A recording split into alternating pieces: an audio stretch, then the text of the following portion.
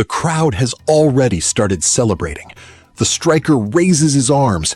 The referee points to the center circle. Goal! But suddenly, the celebration stops. A tiny message appears on the stadium screen. Checking possible offside.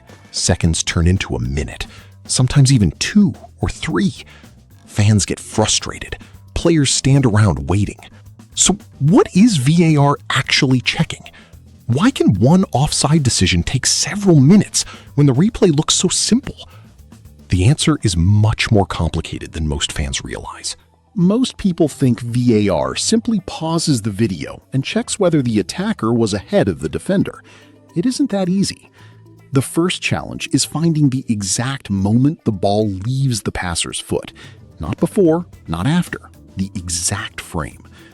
Broadcast cameras record many frames every second, but even then, choosing the correct frame can be incredibly difficult.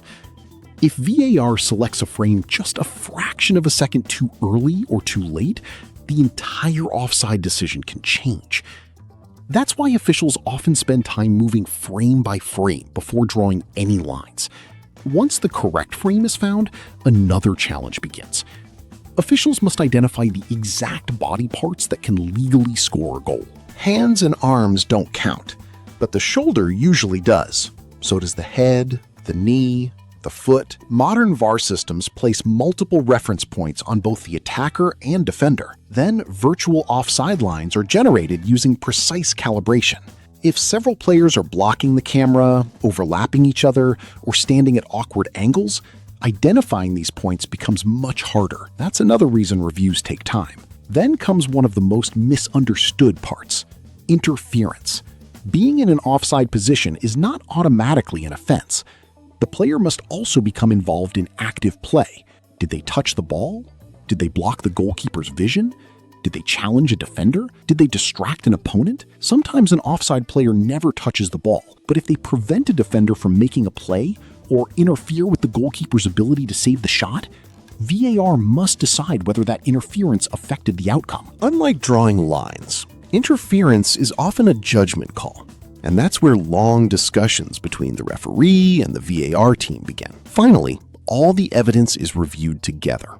The frame, the offside lines, the body positions, the possible interference. Every angle is checked before the referee receives the final recommendation. This is why some reviews last only 20 seconds, while others can take several minutes. VAR isn't just measuring distance.